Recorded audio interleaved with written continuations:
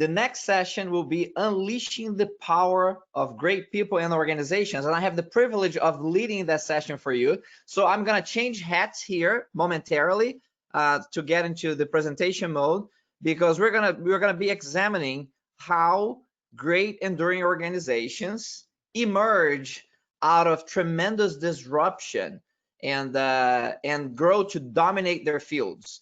So what I'm going to play back to you now is our future and what it's going to look like for those organizations who apply the right principles. And we're going to discuss what those principles look like. So without further ado, let me get started here. I want to start by sharing with you the perspective from disruption. And you can look at this and say, wow, in 10 years, it's predicted that 40% of the Fortune 500 companies will no longer exist. And this is very interesting. You may be saying, oh my goodness, the impact of the pandemic and the biggest, best performing organizations are going to be, heavily impacted by this. And then I'll say, hold on, look at the date on that slide. That slide is from 2011, when I was having discussions after the 2008 financial crisis with organizations that were still dealing with the situation related to that crisis. So it's not now, it's from nearly 10 years ago. And when I presented this information, most of the organizations and leaders, in that presentation, I still remember very vividly saying, well, is this a little bit too much like fear mongering? Because these are the most powerful organizations in our society. It seems like we're over predicting to say that 40% of the Fortune 500 companies no longer exist. And they were right, except they were right in the fact that the number was not right, but they were wrong in the direction. And it was not fear mongering. The reality is that if you fast forward to 2020, before the pandemic, not to distort the data, before the pandemic, more than 40% of the Fortune 500 companies no longer existed. So the pace of destruction and the pace of disruption was already present in our businesses before the pandemic ever hit us. And the pandemic just took it to a different level and certainly has accelerated many of those already exponential trends that existed. And we're going to talk some about that. But the question that I'm going to pose to you is that what is the best way of predicting the future? What's going to happen 10 years from now? Where are we going to be at as in our businesses, in our society? So what is the best way of predicting the future? And especially in the energy space, and being a leader in the energy space for nearly 2 decades, I got to experience a lot of this.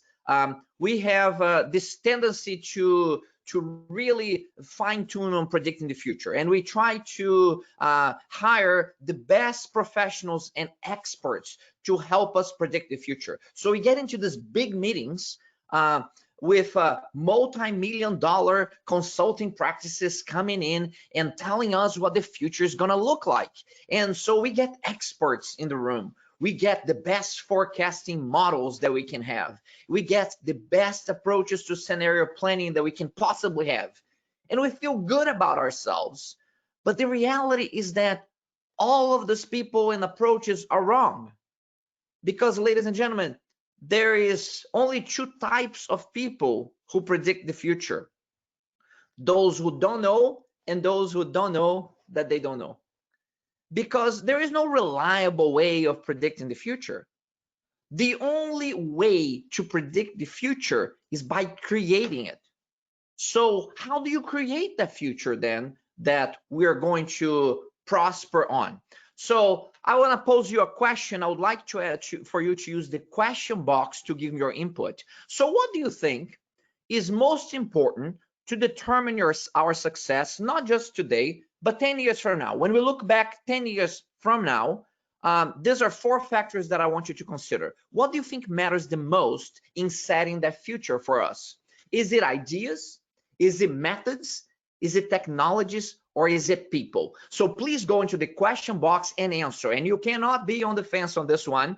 I know that every one of them has a level of importance, but you need to pick the most important one. If you fast forward and we get to the future, 10 years from now, what was the most important factor for you to be dominant in your industry?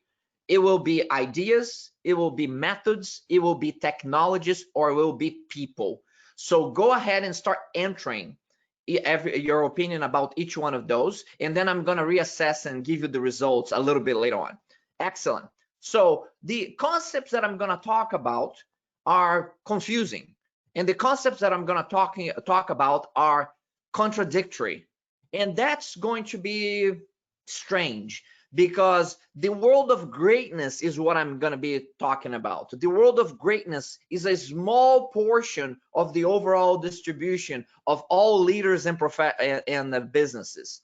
And in the world of greatness, it's filled with contradictions. These are forces pulling in very different directions. I'll talk about the importance of ideas and how ideas don't matter. I'll talk about the importance of methodologies and tell you that they don't matter. I'll talk about the importance of technologies and how they don't matter. And I'll talk about the importance of people and how they don't matter. So for those of you who are expecting a quick answer to the previous question, you're not going to get that.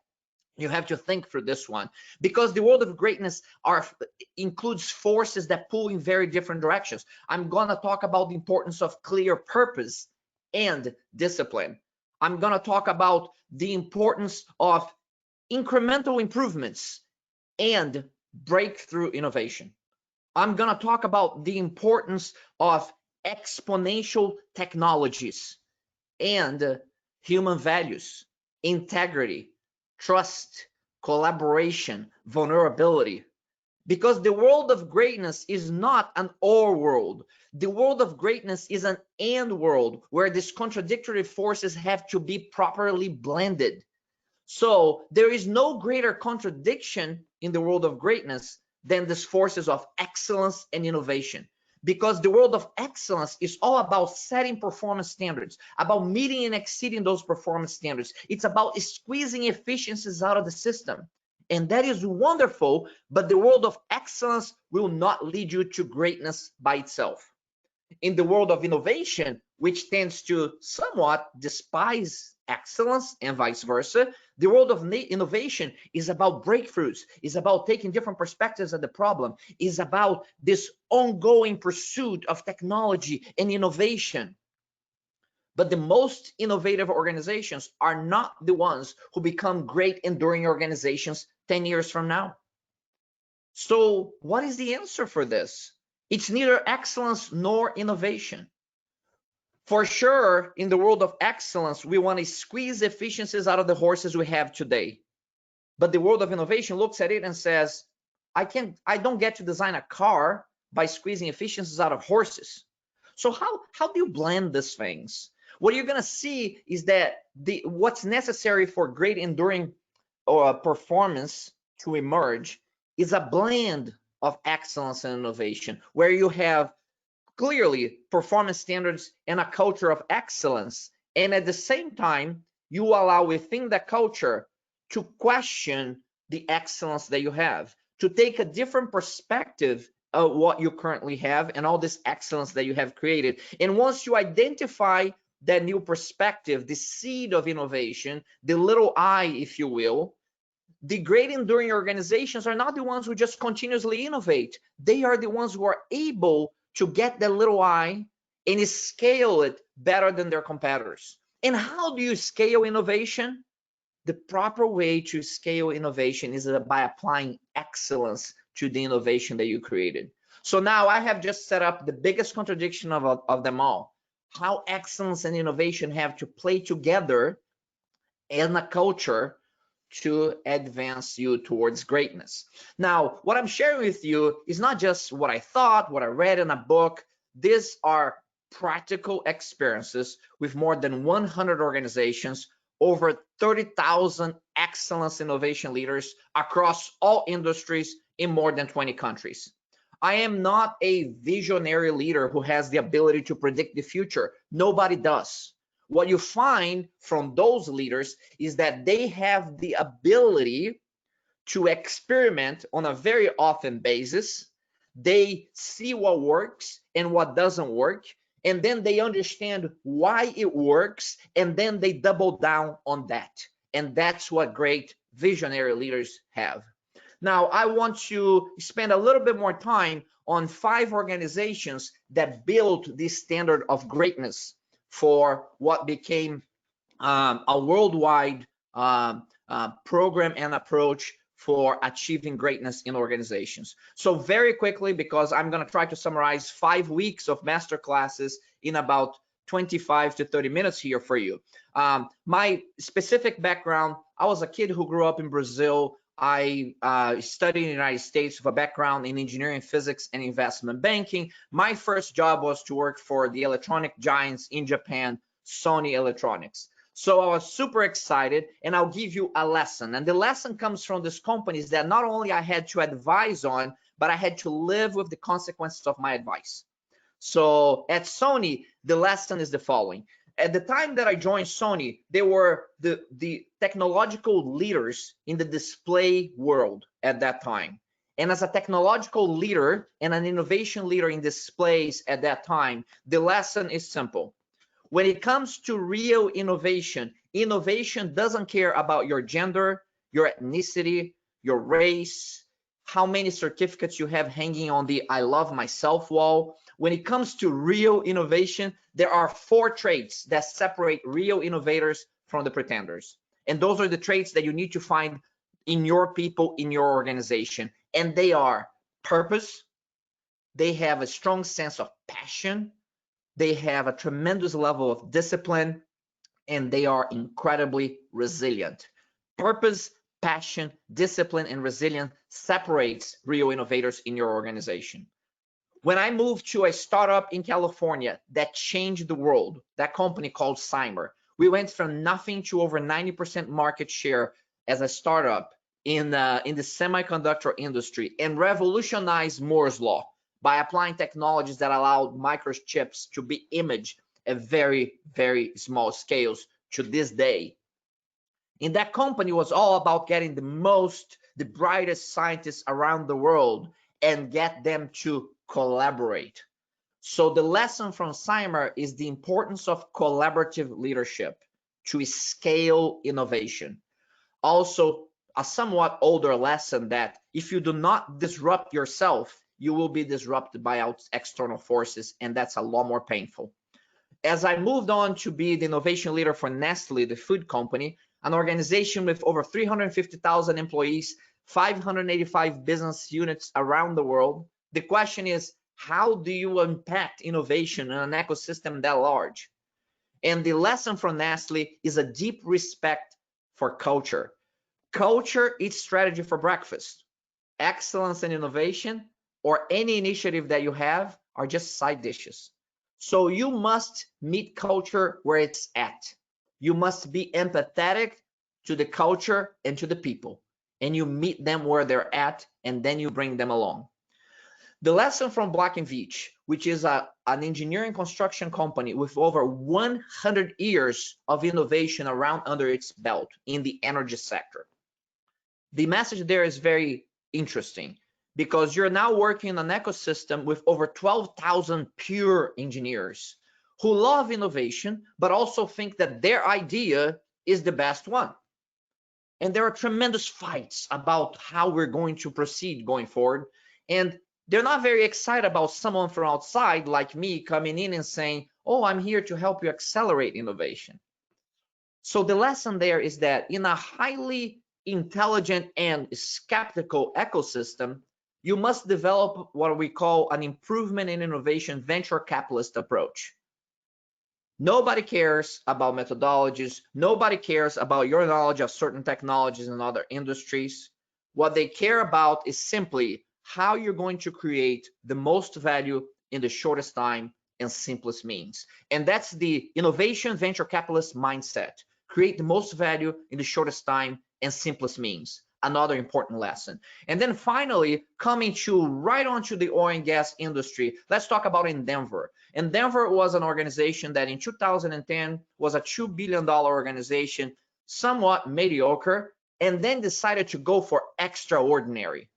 So how do you go for extraordinary when you have a business that's been around for decades, and nothing very cool, interesting and different about it. So the way to go for extraordinary is to make innovations ordinary.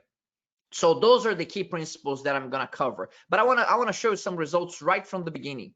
When Endeavor was in its own journey of transforming the business, it started in 2010 with the new CEO coming to the company and inheriting a company that had a $2 billion market valuation. This is 2010, just after the financial crisis. We're still recovering from that financial crisis. So the question is, okay, where do we go from here? How do we become meaningful in the marketplace? Is it about ideas? Is it about methods? Is it about technologies? Or is it about the people? So what do we do? And the story of Endeavor is one of aligning its culture with strong principles of excellence and innovation. A culture of operational excellence, a culture of entrepreneurship and intrapreneurship in a business that didn't have anything particularly unique about it. But the story that plays out there is that through its ideas, through its methods, through its certain applications of technology, and through identifying the right people, the real innovators within the company, they got to a point where they are identifying, prioritizing, and executing over 2,000 innovation projects on an annual basis, delivering over $1 billion in EBITDA in additional earnings for the organization on those time periods. And this same $2 billion organization in 2018 had a market valuation of $35 billion. Now, how do you get to grow like that out of disruption? Is it about ideas? Is it about methods, technologies, or people? So the answer is the people, but not all the people. It's about including everyone, but creating a meritocracy of ideas with clear execution mechanisms where the right people can emerge. And the right people have purpose aligned with the organization, have passion, have discipline, and have resilience to execute innovation. So let's go ahead and set the stage for what this innovation culture looks like. The first thing that we need to do is to go back to basics. And to go back to basics, we must look at the basic definition of innovation. Fundamentally, what is innovation? There's a lot of misconception about what an innovation is. And I claim that if you're going to have extraordinary innovation, like Endeavor as an oil and gas company wanted to achieve, you must define it in ordinary terms. So if I ask you what is innovation, some of you will say, well, it's about, coming up with new ideas. Okay, but is having a new idea an innovation by itself? And most of you will say, yeah, probably not enough.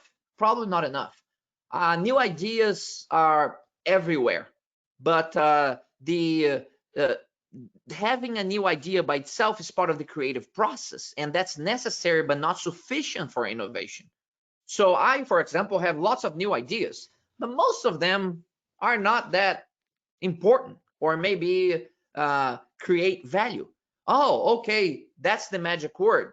So it's not just about having a new idea, it's about having a new idea that creates value.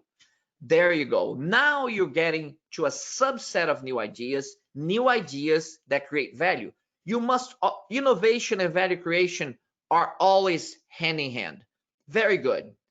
But that's not enough, because as we work across multiple organizations in every industry, what we experience is that every one of them has a cemetery of new ideas that create value. And it's a big cemetery. It's lots of new ideas that create value buried all over the place. Why is that? Because the real definition of innovation is the implementation of new ideas that create value. And it's on that implementation and execution that resides 90% of your innovation journey. So we need to understand that innovation is simply the implementation of new ideas that create value. And the most difficult component of that definition is certainly the implementation. It's not the new ideas, and certainly not new ideas that create value only. And on top of that, we're going to go into a little bit more advanced level here. There is not one size fits all. There are levels of business innovation. There are core business innovations, there are adjacent business innovations, there are disruptive business innovations, and every one of them has their own characteristics. And the most innovative organizations, they have a portfolio of these innovations, and they don't. And what you see on TV is 100% coverage of disruptive innovations. But the reality is that if you go behind the scenes on the most innovative organizations, that truly represents only about 10% of what they do. 70% of their innovations are at the core, 20% of their innovations are adjacent to the core or extensions to the core, and 10% are disruptive. Now, we could spend hours just talking about this, but I just want to give you the big picture, because the big picture, before we get behind the scenes again, what are the pillars of success for this very successful organizations that accelerating innovation? And the pillars of success for innovation acceleration are three. They have very clear governance for innovation. These are not new positions in the organization. These are clear defined roles and a structure for innovation acceleration. They also have very clear methods and proven methodologies that they use to accelerate innovation in their organizations. And they have clear execution mechanisms that translate these principles of innovation into value creation action, and develops a common language for value creation leaders in the organization. And the third component there is collaborative leadership. They are on a journey of skill development for all professionals related to collaborative innovation for value creation. And this is a specific skill set that's not taught in schools, and it's not well formalized in most training programs in most organizations. And it's specific collaborative leadership principles and, most important, techniques on how to lead effectively as a collaborative leader. So very quickly, I'm going to give you a flavor for each one of these, okay? Because of our time here, I cannot go into the depths of each one, but I'll give you a flavor. From a governance standpoint, what does it look like? So the summary of the roles of the organizations that achieve great enduring greatness and have innovation acceleration as a discipline in their organizations out of crisis like the ones we have right now, they have this governance behind the scenes. And it can happen at enterprise-wide, at a business level, or even at a departmental level. And here I show a bit of both. So the first level is clear ownership. So you have either business level ownership or process level ownership. That's very clear, and that's the foundation for everything to work. If you don't have that defined, nothing else works well, or certainly to its ultimate capacity. On top of that, they have a layer of entrepreneurs and collaborative leaders in the organization that have been identified through the test of execution. And these are value creation leaders in the organization. And they are not methodology masters, they are value creation masters in the organization with highly developed collaborative leadership skills. On top of them, you have coaches who are serial entrepreneurs. These are not coaches on methodology. These are coaches on value creation and entrepreneurship. They have been successful serial entrepreneurs who have become coaches. And then they certainly have champions at a business level or a project specific level who are hierarchical leaders who control the resources in the area in which you're making the changes. And overall, there is a portion of the executive committee who oversees this very important part of the company, and that's the steering committee for excellence and innovation acceleration. So these are the building blocks to achieve discipline, innovation, success, and I'll leave you with that. Let's talk about the second fundamental pillar, which is the pillar of methodology. So there are many approaches and methods that you can use. The methods vary from innovation as a discipline, thinking different and innovating, from very clear business process management on the value chain, key processes for the organization that create value for customers, understanding what those are, understanding them end to end, and having clear ownership of those processes. And then there are efficiency methods that are very commonly used, like Lean, which is all about increasing speed and eliminating waste, or Six Sigma, which is about reducing variation and satisfy customers. Now, separately, these methods are effective when they're combined with the framework of value creation. They are exceptional. Now, there are many other methods that you could be talking about. Agile, Scrum, which is just kind of a subset of lean applications in a software environment, and many other methods. So these methods are important because they provide a disciplined framework for execution and for value creation. But I also want you to remember that methods alone do not transform businesses. People do. So for over 20 years, I have been a certified Lean Six Sigma Master Black Belt.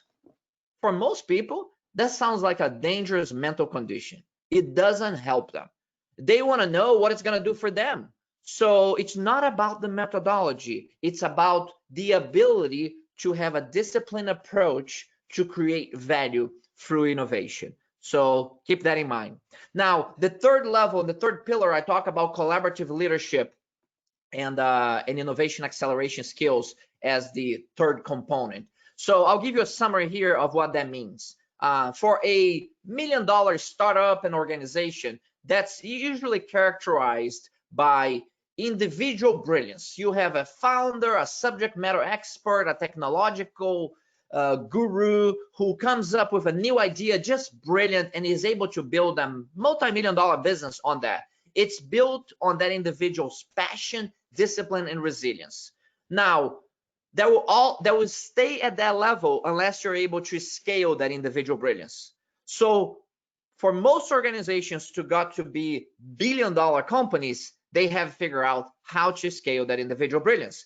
And what that means is that you now have innovation systems and mechanisms that is scale that individual brilliance. And the innovation systems and mechanisms are built now on clear governance, on structures and roles for innovation acceleration. They also have a combination of growth and technology accelerators that experiment with new technologies, and that is all part of the foundation for the multi-billion-dollar organization. But what does the multi-trillion-dollar organization look like? And very few have reached that or will ever reach that. But what that looks like, and what that looks like, the next level is characterized by collaborative leadership and innovation acceleration skills development broadly dispensed in the organization. Very clear execution mechanisms and very clear purpose, culture, and core values alignment. And that is the ultimate level, a level that most organizations will never achieve because it's only reserved for the great ones. Because it's not easy, because you go from a level 2 that's very difficult to achieve, but it's more mechanical, to a next level which requires very clear purpose, cultural alignment, and a strong set of core values, and a relentless drive for progress built on collaborative leadership and innovation acceleration skills across the organization. So building a culture of collaboration, innovation, and value creation is the ultimate competitive advantage for any organization. So with that in mind, I want to ask you again, what matters most? Is it ideas, methods, technologies, or people? And I'll give you the answer for this one. Ideas are important, but ideas are everywhere. What are uncommon in your organization are people willing to put their reputation behind ideas. Methods, they are important. They provide a disciplined framework for execution, but methods do not transform businesses. People do. Value creation, people do. Is it about technologies? RPA, AI, natural language processing, AR, VR, blockchain. These are all amazing technologies. But the great enduring organizations understand that most technologies are like a new romantic lover. Very exciting in the beginning, solve one need in the short term, and may create 10 new problems in the long run. Unless that technology enables you to scale your value creation for your existing value creation processes, then that is the right one to partner with. And then is it about people? Of course, people are very important. And all people in the organization must be given an opportunity to develop their collaborative leadership and innovation acceleration skills. But it's not about all the people. It is about finding the right people in your organization, the amplifiers of innovation, those who can create the most value in the shortest time and simplest means through disciplined approaches. And they become the role models for the entire organization. So what do those people look like? What traits do they have? So if I would open up for a Q&A here, you would be inputting, okay, these are the traits. I mentioned the traits. I'll remind you. They have a strong sense of purpose and alignment with the purpose of the organization. They have tremendous passion. And this passion is not like romantic love, is a lot more like an arranged marriage. They work their face off on certain areas. They become good at it. They develop a passion for it. And those are the ones that type of passion that I'm talking about. And then they have tremendous levels of discipline as well. And discipline here is not just following a regimented set of rules. Discipline here is having consistency with your purpose, because the signature of mediocrity is not an unwillingness to change. The signature of mediocrity is chronic inconsistency with your purpose. That applies to individuals and to organizations. And finally, these individuals must have tremendous levels of resilience. And resilience is not about being stubborn and then just never quitting. Resilience is about using your collaborative leadership skills to engage the resistance and overcome it together. And if unable, having the ability to pivot and take the longer road towards your purpose, but still getting there because that purpose is worthwhile to you. You have the purpose, the passion, the discipline that gives you the resilience to go on that journey where most people would just give up. Now, so how do you find these people in your organization is the key question here. And the only way that they're revealed is through the test of execution. So this is the way it works, especially in large energy organizations where you have a tremendous number of well-paid individuals. And when you get in there and you look at them, they look like this, a bunch of sour-faced people. They're not really that happy in the work that they do. They have not really found the alignment between their life and the work that they do. And as a result of that, they make lots of money, but often they are unhappy with what they do. They're just going through the motions. They're kind of crabby and stressed out. Now, among them, there are a few happy faces. And these people could be delusionally happy, or maybe they have found some level of alignment between what they work on a daily basis for most of their day and their personal purpose. So I make no judgments. What you do is that you don't motivate these people, you inspire the self-motivated individuals to achieve greater things for the organization. And to do that, I set up excellence and innovation. You know, this meritocracy of ideas with clear execution mechanisms that every one of you can participate on. And the self-motivated ones, they flock to that. And that's a group of highly motivated individuals. But motivation is not alone, because motivation is like a rocking chair. There is a lot of motion, but you don't get anywhere unless you have a clear execution mechanism. And as a leader, that's your job, right? You have to create now a clear execution mechanism for strategy execution and value creation that will allow this highly self-motivated individuals who have been properly trained on collaborative leadership and innovation acceleration skills, learning how to take different perspectives of problems. You give them this clear mechanism, and this mechanism is such that is disciplined at a level that will guarantee 99% implementation of the ideas that have been accepted and vetted to become this value creation and strategy execution projects. And most of the ideas will not make it. So you actually have a strict vetting mechanism for these ideas. Don't have the time to get into all those details, but out of that, you're gonna see that the ideas that get approved and they get carried on by these teams, on the other side of that process, you identify those who deliver strategy execution and value creation for the organization, and those individuals inevitably have clear purpose alignment, they have passion, they have discipline, and they have resilience, and that's how they are revealed. And once they are revealed, you make a big deal about them to the organization. And the reason for that is because they become now role models for excellence and innovation acceleration in your organization. That's what the innovators look like in my organization. And now Bill, who was down there before with a sour face, is starting to have a happy face because he sees Peter up there as the leader for this $5 million marine innovation. And Peter came from the accounting group. He doesn't even have a background in marine operations, but he was passionate about it. He had the discipline, he had the resilience, delivered $5 million in value for the company. Now Bill is looking up and saying, you know what? Is that Peter up there? Peter led this multi-million-dollar project. Peter's as dumb as a door. How did Peter do it? Well, Bill, I'm not sure. But you know what? If Peter did it, you can do it too. So we have now democratized innovation. Innovation is not Bill Gates or Steve Jobs. Bill Gates is Peter, an accountant who did a project in the Marine Group. And we have humanized it now. And you don't have to be this perfect human being.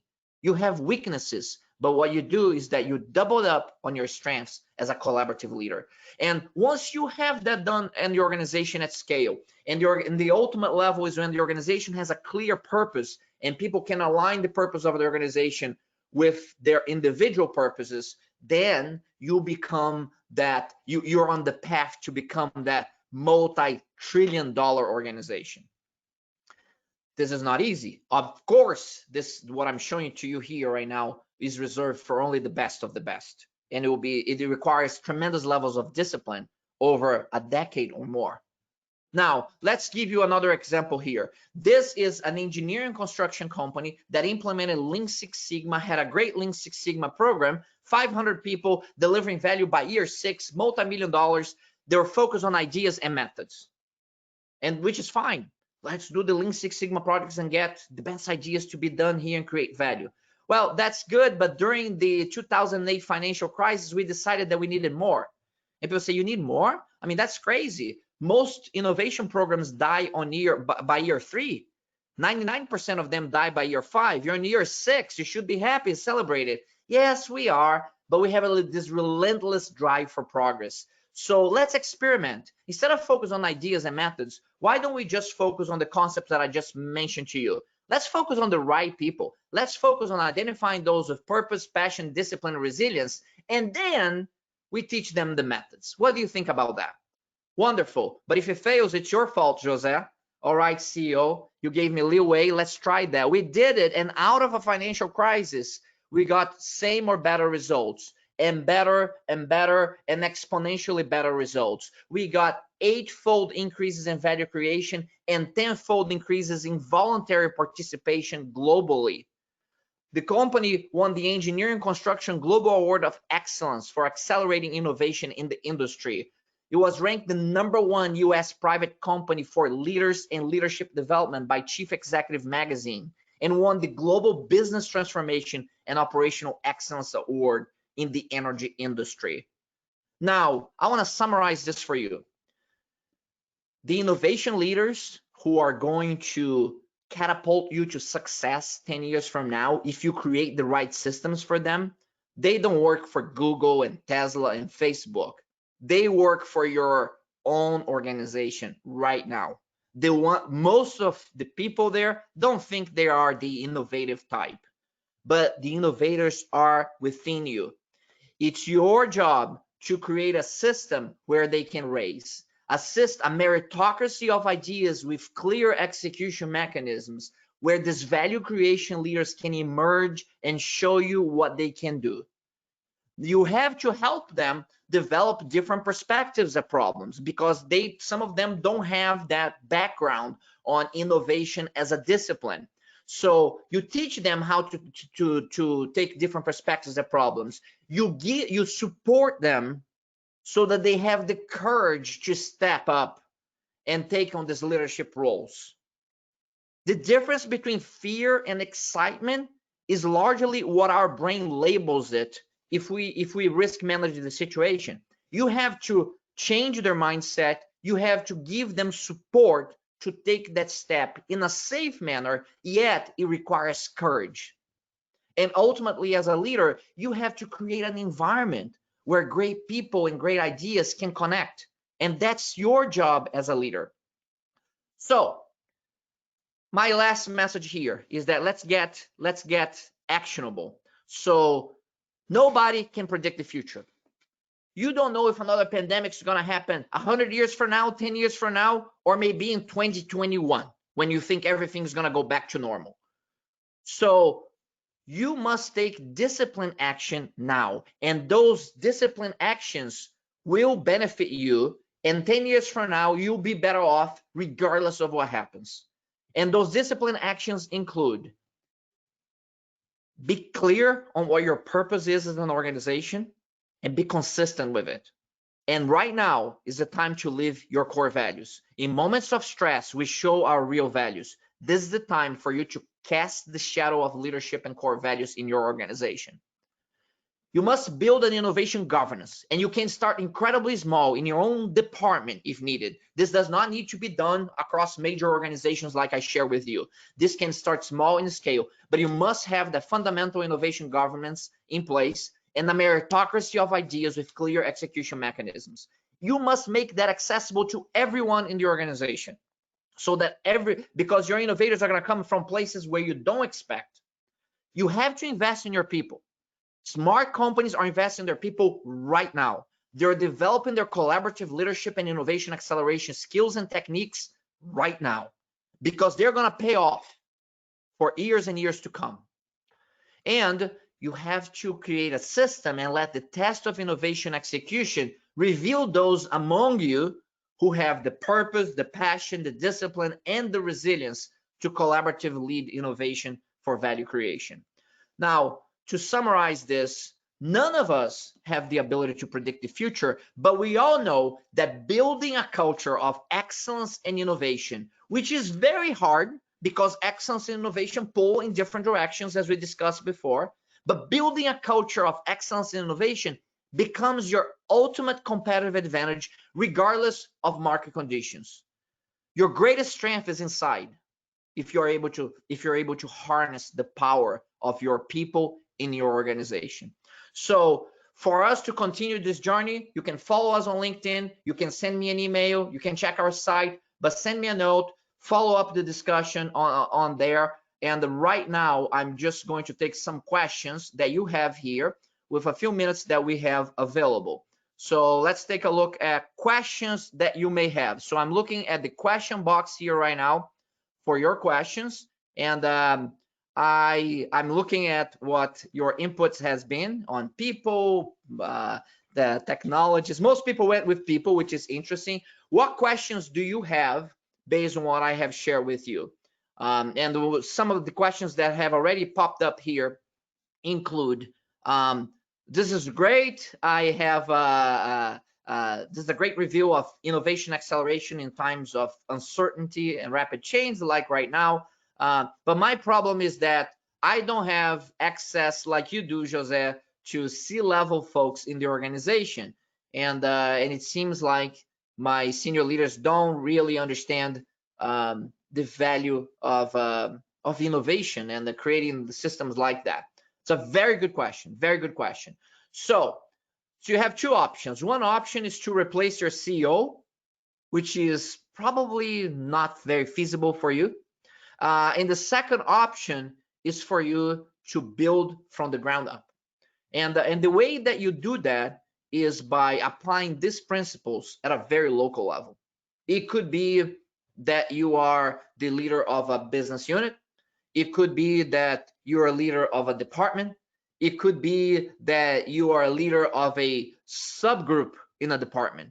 It doesn't matter. These principles are fundamental. You have to have a basic governance on how you're going to identify, prioritize, and execute these value creation opportunities. And then you have to have meritocracy of ideas with clear execution mechanisms with the people that you have control over. All right. If you don't have control over anybody, what you can do is to influence laterally. And by displaying these abilities of value creation capabilities to your peers is one way of getting their attention. So it doesn't matter if you are having access to the C-level or if you are at the lowest level in the organization, you can either influence and display these principles and behaviors throughout the organization to start. And then you start small and then you scale. Another option is that people sometimes say, well, I'm stuck here because my supervisor will not allow me to pursue any of those things. And I'll say that you have options, lots of options. Find another job. I'll never work for a company that wouldn't allow me to grow. So if the company is not allowing you to grow, specifically your supervisor is not allowing you to grow, look for another opportunity within your organization with a different supervisor and look for opportunities outside of the organization. I have time for one more quick question and answer here. And this one comes from John Saunders. Talked about the 4 key elements of innovation. Safety is a key element you spoke of. How do you convince people that they are in a safe environment to take risks? Can you talk more about that? Then how do you empower innovators to come forward? John, that's an excellent question. And that is a tricky one because the power for creating that environment is in the hands of leaders in the organization, right? The hierarchical leaders in the organization have a disproportional power in setting that environment. So as I mentioned, when you look at innovation acceleration, you don't accelerate innovation by providing people financial incentives, for example. I'll give you a bonus, an innovation bonus. That doesn't work. You really accelerate innovation by creating environments where great people and great ideas can connect. And those environments include an environment of safety and trust and collaboration. And that goes back to the core values of the organization, the purpose of the organization, John. And creating that environment requires the leadership to set a safe environment, to set a collaborative environment, to set an environment where there's a level of vulnerability that's taking place. And then that's necessary but not sufficient. You have to follow that up with performance standards and clear goals and a very clear execution mechanism so that people, once they have that environment, translate the principles into action that creates value. But that environment needs to be set by leaders. And the leader, whether the leader is the highest level or maybe at a lower level in the organization, it requires the leader to set that. As an individual and professional, you can set those principles of safety and trust and collaboration as your own core values and practices, but that's not scalable if your leaders do not believe in those things. So you either have to influence the leaders to set that environment, or you have to demonstrate the values and try to influence that way, or look for some place else in the organization to be. That's the key. Creating that environment is critical. Very often when we work with organizations, they come to us and say, I want you to accelerate innovation for value creation. We set up all the mechanisms for them. And once they start getting results from that, which is great for them, they realize that to get to the next level, it needs to become part of the culture. And to become part of the culture, we need to set up that environment. And that's when we really go into transformations. Digital transformation is a byproduct of real business and cultural transformation. But we often don't start with culture transformation because most senior leaders are like, well, what does that mean? It's too fluffy. So we start by showing them value creation projects. We grab their attention and say, now you're a multi-billion-dollar organization. If you want to get to the trillion-dollar level, you need to adjust things in the culture. And that's how we got there. So I hope this is helpful. Stay in touch. Let's connect on the journey of excellence, innovation, acceleration that other organizations have and your own organization have. Follow us on LinkedIn and the other speakers that we're going to have here in this conference as well. On that, we're going to wrap up this segment by saying thank you for your time. And on top of the hour, I'm going to welcome Ed Brewer. And Ed Brewer, the Vice President of Enterprise Excellence for Duke Energy, is going to talk to us about how Duke Energy is implementing some assessments as a way of scaling in a disciplined fashion. So you're going to see a lot of the traits of excellence and innovation combined on the session led by Ed Brewer at the top of the hour. Thank you, everybody. Closing the webinar right now and start back up at the top of the hour.